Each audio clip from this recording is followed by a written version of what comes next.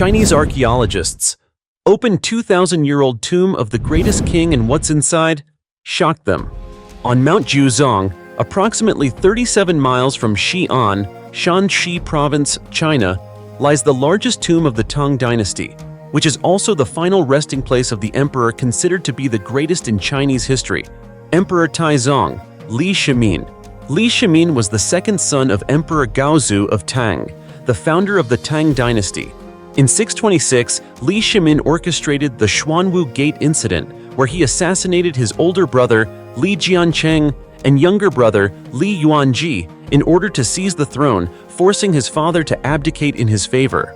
Upon ascending to the throne, Emperor Taizong, Li Shimin, implemented policies to reduce class and national conflicts in order to ensure domestic peace. Compared to other princes, Li Shimin stood out for his administrative talents. He appointed officials himself, trusted those he had once defeated, and even promoted non-Han people to key positions. He also encouraged officials to express their personal views, even if they differed from the emperor's own. As the ruler who led the Tang Dynasty into its golden age, Li Shimin is considered by modern Chinese historians to be the greatest emperor in Chinese history. Li Shimin passed away at the age of 51 and was buried at Jiaoling, the tomb located on Mount Jiuzhong. He was the first to start the trend of building imperial tombs on high mountains during the Tang Dynasty. This choice of tomb location differed from other dynasties in Chinese history and is believed to have originated when Empress Changsun, Li Shimin's only wife, passed away in 636. At the time, Empress Changsun expressed a desire for a simple and modest burial on a mountain without a grand tomb. Li Shimin once spoke of his and the Empress's tombs. "I am the son of heaven ruling a vast land. Why should I be buried with gold, silver, and jewels? The tomb on Mount Jiuzhong has no gold, no jade, and no horses or slaves buried with me. All items are made of earth and wood, so thieves will not dare to come, avoiding future troubles." However, Li Shimin's decision to build a tomb on the mountain for himself and the empress was not driven by simplicity or frugality, but rather as a display of imperial power and grandeur. Jiaoling was constructed in 636 to house Empress Changsun's tomb and was continuously expanded until its completion in 649 after Li Shimin's death. Over the 13 years of construction, Jiaoling consumed a vast amount of wealth and labor from the Tang Dynasty. The entire tomb complex covers an area of 37 miles and contains 167 noble and royal tombs of the Tang Dynasty. The highest point on the mountain is the resting place of Emperor Taizong, Li Shimin. The tombs of the imperial guards are placed on either side, lower than the emperor's tomb. Each tomb has a stone tablet with inscriptions where officials express their honor in being buried within the emperor's tomb complex. Mount Jiuzhong has a steep slope and stands 3,898 feet above sea level. The view from the mountain is magnificent. Historical documents reveal that the palace of Jiaoling was carved deep into the mountain. The tomb corridor is 755 feet long and is protected by 5 stone gates. The tomb chambers are luxurious and are surrounded on both the eastern and western sides, containing stone boxes with sacrificial items. All of this was mentioned by Wen Tao, a Chinese warlord during the 5 Dynasties and 10 Kingdoms period. Wen is believed to be the first person to have entered the solidly constructed tomb of the Tang Emperor, expressing his astonishment at the palace's opulence, which rivaled the outside world. The main coffin was placed on a stone platform in the main chamber. Inside the tomb, many ancient books and handwritten documents from the previous era were found. The tomb also contained a large amount of gold and silver, but the exact details have not been disclosed by archaeologists. Built 300 years ago, Jiaoling is no longer the grand structure it once was, but many valuable artifacts still exist to this day. The most notable are 6 carved stone statues of war horses, known as the 6 steeds of Jiaoling. These 6 horses had accompanied Emperor Taizong in numerous battles and had saved his life on multiple occasions, so upon his death, he wished for them to continue protecting him. Li Shimin also wrote poems describing these prized horses, which were carved into stone. The statues are placed on either side of the north gate of Jiaoling. Each stone statue of a war horse is estimated to be 8.2 feet long and 9.8 feet wide. 2 of the 6 war horse statues were brought to the United States and are now housed at the University of Pennsylvania Museum. The remaining 4 statues are displayed at the Shanxi Provincial Museum in China. However, the greatest regret is that to this day, Chinese historians and archaeologists have not been allowed to explore the main palace, where the body of Emperor Taizong, Li Shimin, is buried. As a result, Jiaoling remains an ongoing mystery. But even so, the current knowledge we have is enough for us to see just how magnificent this emperor's tomb was.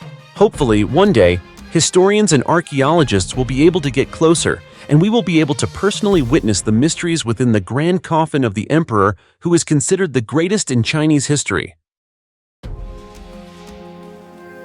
The tomb. Richer than the tomb of Qin Shi Huang, the world has searched for nearly 800 years without finding it.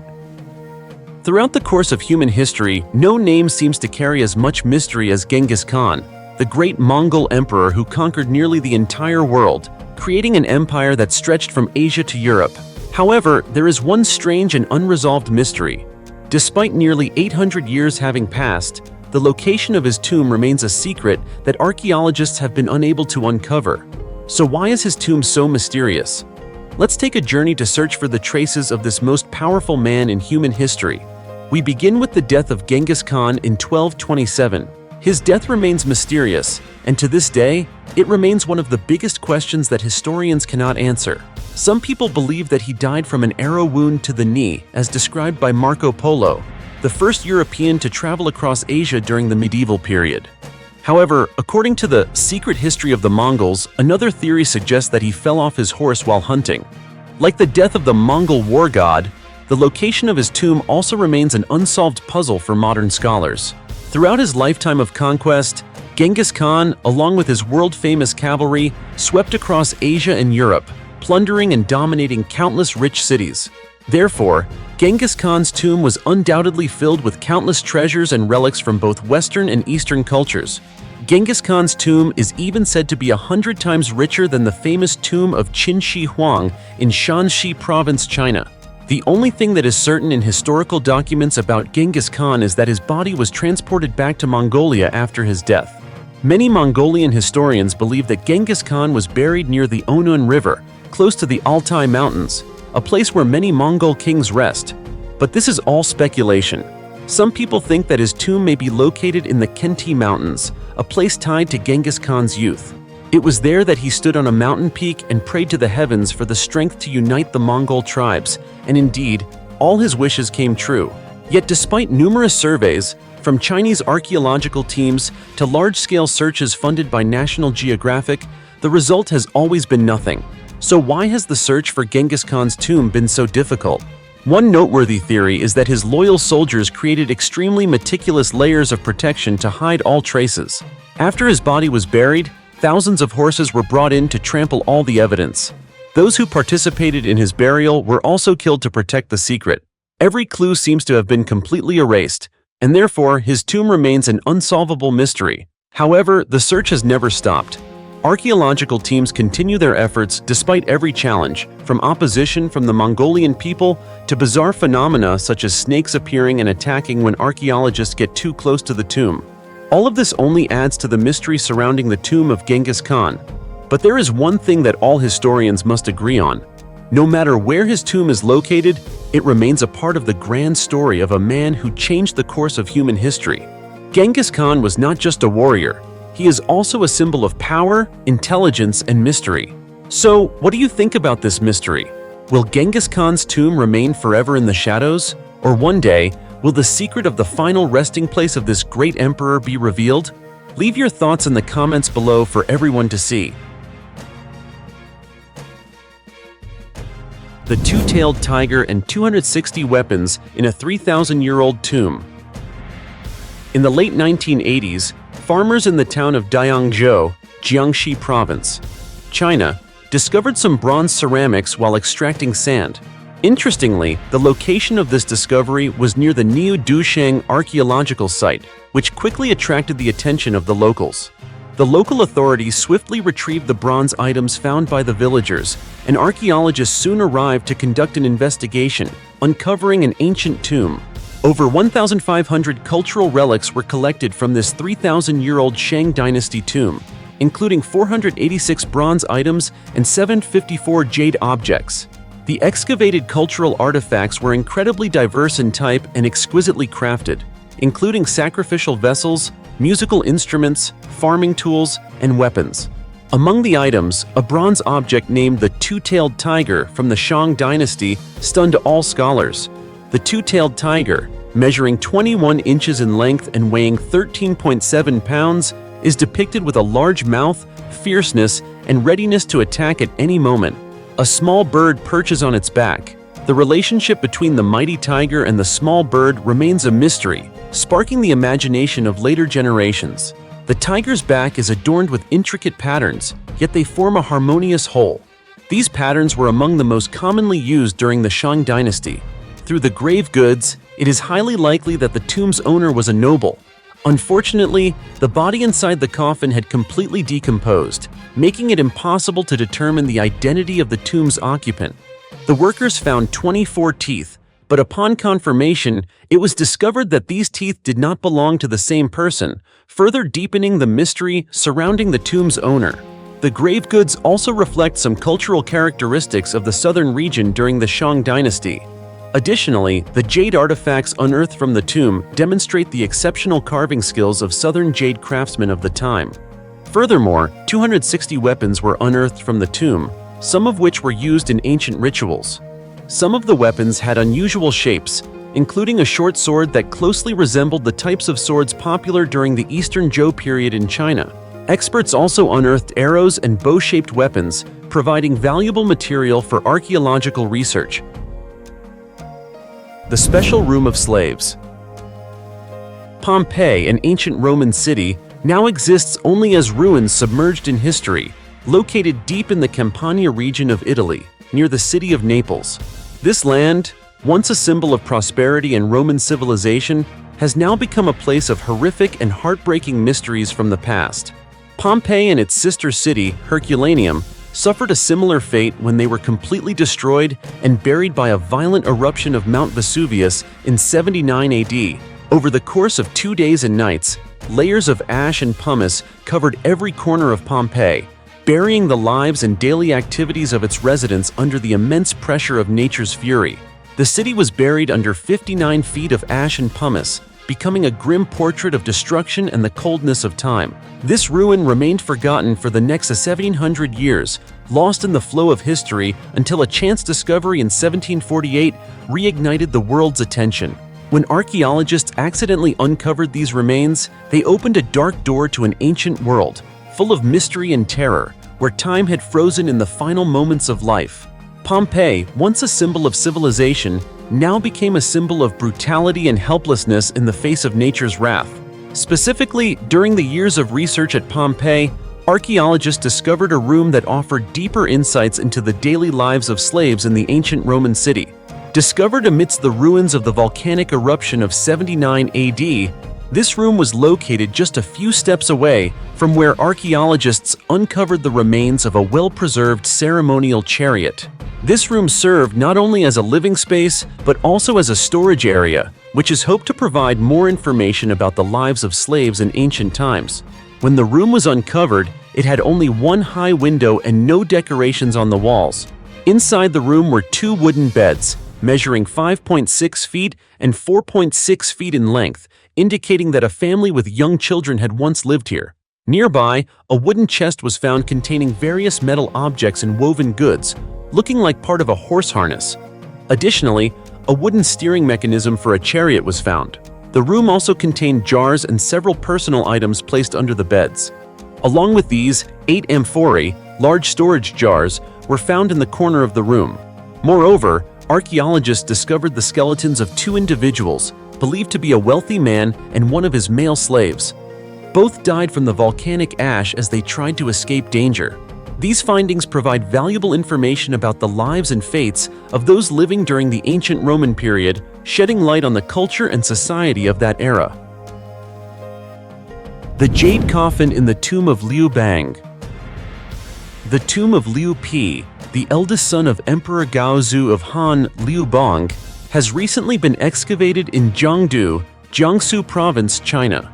This tomb, which dates back 2,100 years, is filled with gold, silver, and ancient treasures.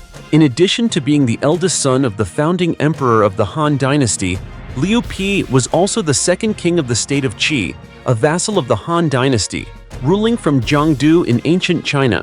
When Emperor Gaozu ascended to the throne 6 years into his reign, Han Xin, the king of Qi, was reappointed as the king of Chu, and Liu Pi succeeded him as the king of Qi, receiving 70 cities as reward.